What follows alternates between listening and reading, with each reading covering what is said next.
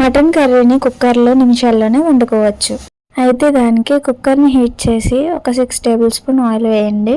వేసిన తర్వాత దానిలో curry leaves, 5 green chilli, 4 onions వేసి మంచిగా కలర్ చేంజ్ అయ్యే వరకు ఫ్రై చేయాలి. ఆనియన్స్ ఫాస్ట్గా ఫ్రై అవ్వాలంటే దానిలో చిటికెడు తినే సోడా లేదంటే కొంచెం సాల్ట్ వేసినా సరిపోతుంది.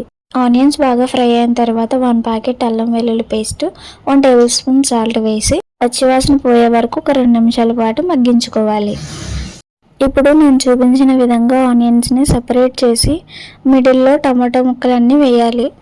ఇలా చేస్తే ఆనియన్స్తో పాటు టమాటో ముక్కలు కూడా బాగా మగ్గిపోతాయి. ఇప్పుడు 1కి 2 సార్లు కడిగి శుభ్రం చేసుకున్న మటన్ ముక్కల్ని అందులో వేసి బాగా 2 నిమిషాల పాటు కలిపి ఉంచాలి. ఇప్పుడు 1 టేబుల్ స్పూన్ కారం, 1 టేబుల్ స్పూన్ ధనియా powder, 1 tablespoon mutton masala powder, అలాగే కొంచెం జీలకర్ర పొడి, కొంచెం పసుపు వేసిన ఇంగ్రీడియంట్స్ అన్నీ బాగా కలిసిపోయేలాగా 2 మినిట్స్ పాటు కలిపి ఉంచుకోవాలి.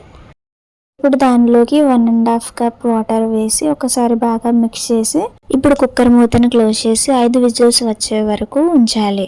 ఇలా 20 మినిట్స్కి కర్రీ అనేది రెడీ అయిపోతుంది. Thanks for watching. To follow for more.